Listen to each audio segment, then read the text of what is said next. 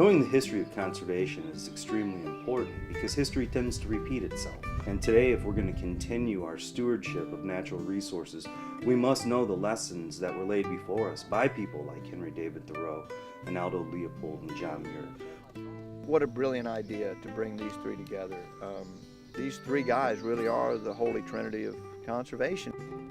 Myself and as Thoreau and John Muir and Aldo Leopold are all going to be here for the weekend talking about the history of conservation and environmentalism and how these three people really influence the environmental movements and conservation movements today. I'm hopeful that what will happen is that we'll have a very large crowd of admirers of the environmental movement who will be coming to celebrate and to rejoice in the tremendous articulation of these wonderful people that help to frame the great debates that we have nowadays in terms of the environmental movement. When I read the almanac, it was almost like some old uncle put his arm around me and said, "Hey man, I understand what you feel. I feel the same way, but don't despair. You know, let's go on a journey together and figure this out."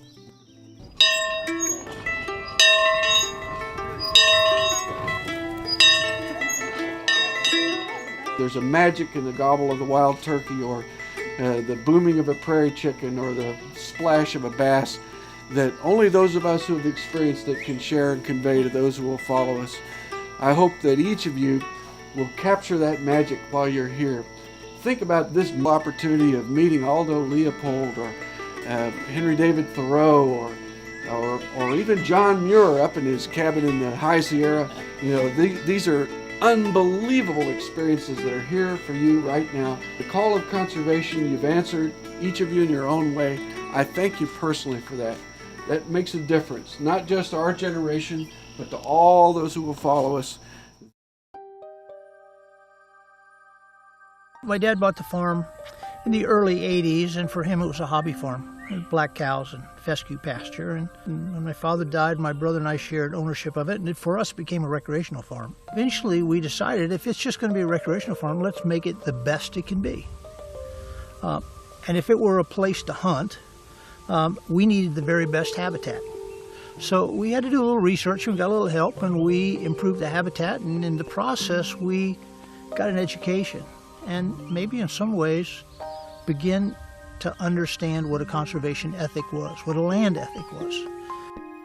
When we started, I don't know if we really knew what the best it could be was, but as we moved forward in restoring the land and consciously thought about moving it back toward pre-settlement, and as we pushed the land, gave it a shove, gave it an opportunity to maybe even just rest for a while, we recognized that people were interested when they came out. There's something that I think we innately need to be in the wild, whatever wild is for you. I mean, wild for some may only be a flower pot on their windowsill, but I think everybody needs a little bit of that touch of nature. The process of engagement really has honed us to realize that what we have, what we've done, really we just need to share it. We had lots of people that were coming to the farm for a variety of reasons, but we were introducing them to our conservation message. The trouble with it, the weakness that we had, is I didn't have a place for people to stay. And I eventually struck on the idea of building something iconic, something with a conservation message, and it was a likeness of Henry David Thoreau's house on Walden Pond, and it was a likeness of Aldo Leopold's Sand County Shack, and a wall tent to represent John Muir, and that gave us then the Holy Trinity, the three icons of American conservation. Henry David Thoreau's perspective of conservation through the eyes of an environmentalist, and it's Muir's vision as a preservationist, and it was Aldo Leopold's as an ecologist. So you have those three perspectives, and you could have picked other people, but you really had to be careful to pick those with those three perspectives on conservation as an environmentalist, a preservationist, or an ecologist.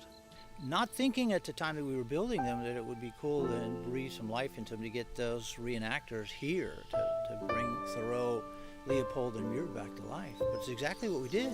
The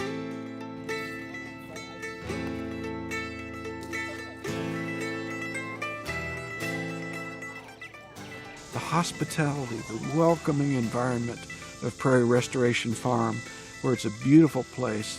There were creature comforts of food and drink, and you know, who would love to go to something like that? But then the superlative elements of speeches and chances to interact with these folks individually.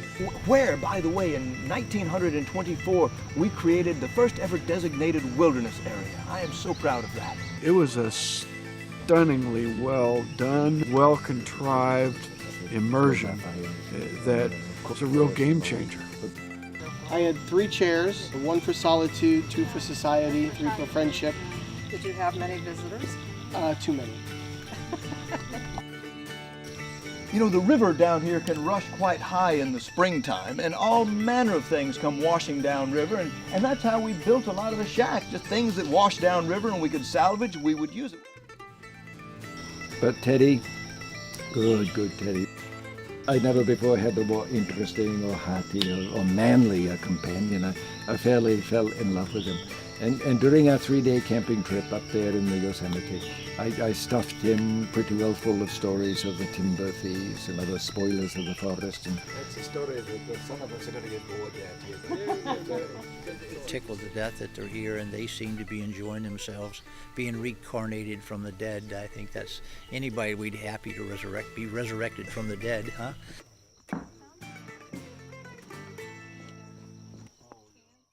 Bruce and Jan are special conservationists. They're special people.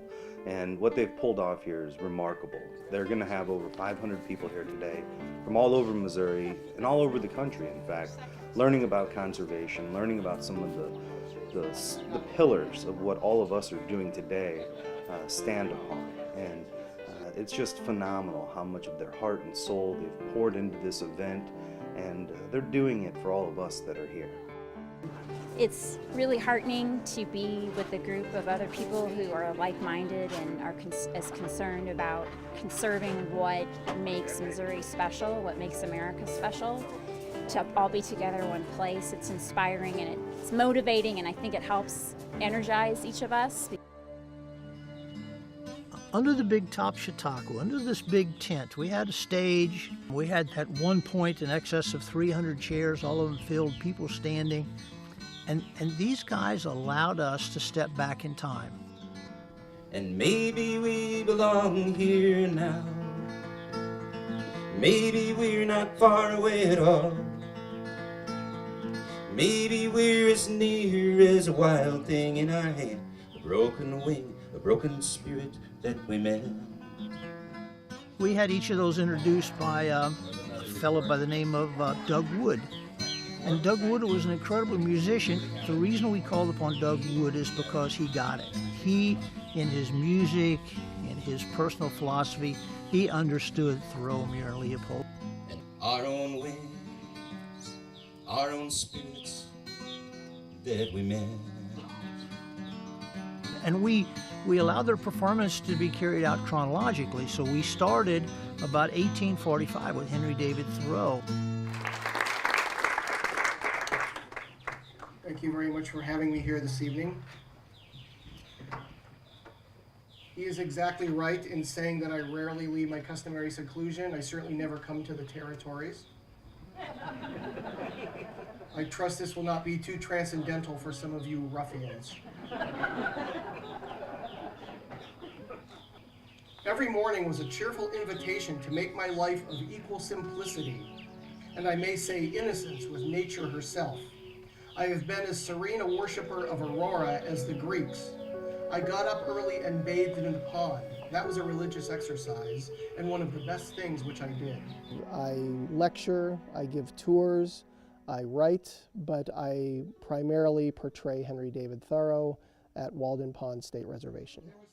And so to be able to portray him, to not only use his words, but to put his words into context, to show people that he was a real breathing person, with attitude and with opinions, I think is really important. And plus I get to wear really cool clothes. If you have built castles in the air, your work need not be lost. That is where they should be. Now, put the foundations under them.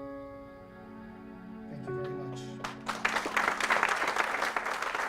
And then we moved a little forward and we had John Muir speak. And it was Lee Stetson who embodied the spirit of John Muir. We couldn't have come any closer to meeting those guys in the flesh than if we had lived back in their time. Because these guys were just incredible historic reenactors. But still I do detect some surprise. Oh, perhaps some doubt that the spirit of old John Muir still wanders on this good planet. And well, I can appreciate that doubt, for I too, I have heard the rumor that I died.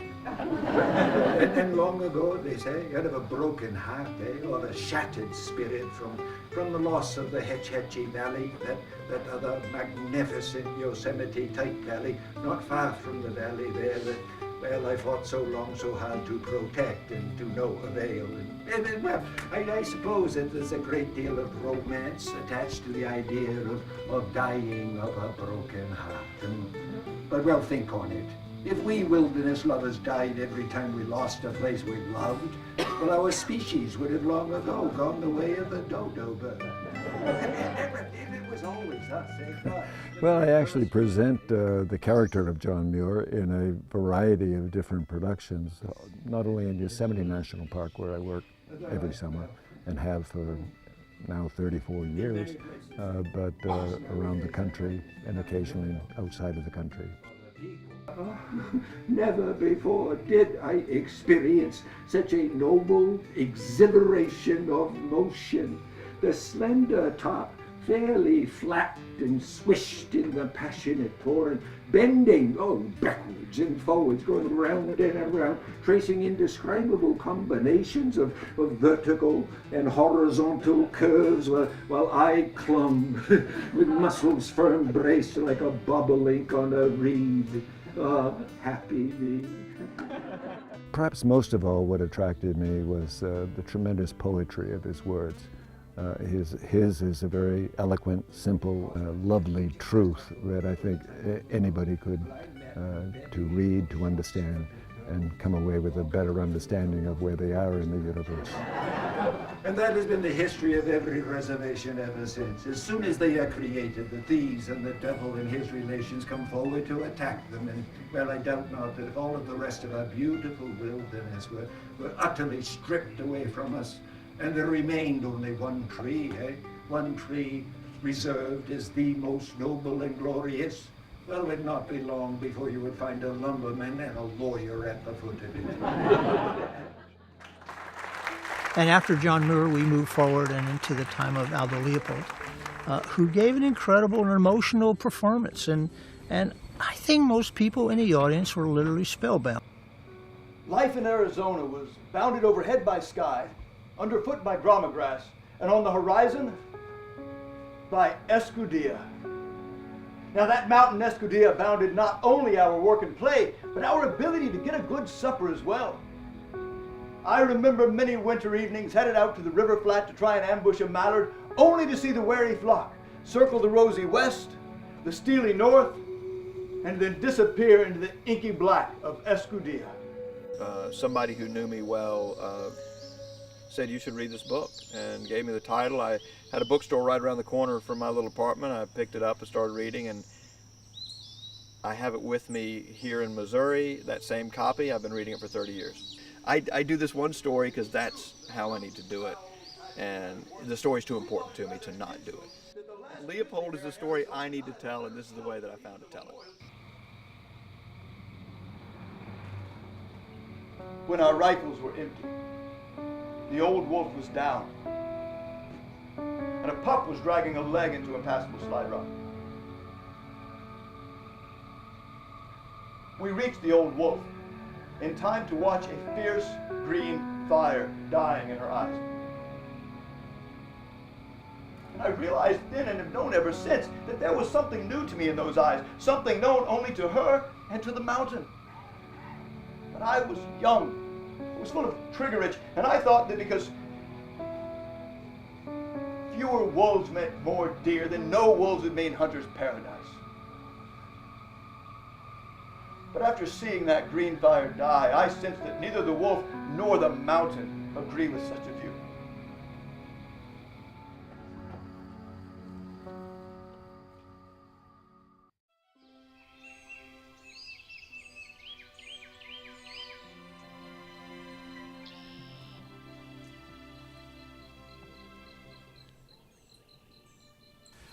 I don't think that this exists anywhere else in the world. I think only in America would you have somebody that devoted their life to a characterization of a historic figure, and then to see the most preeminent ones in natural resource stewardship in world history at the same place at the same time.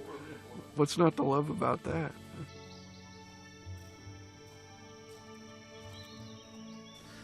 It's perfect. It was a great day. Weather cooperated with us, and I couldn't be happier.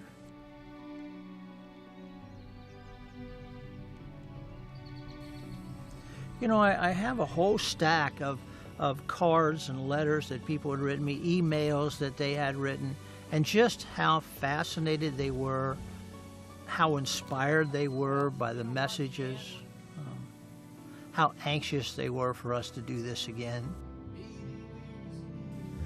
Really worth it. It was really worth it.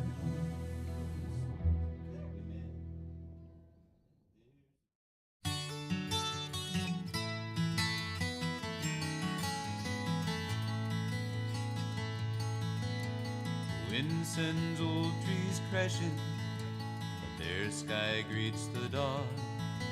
I think of friends who fought my fight.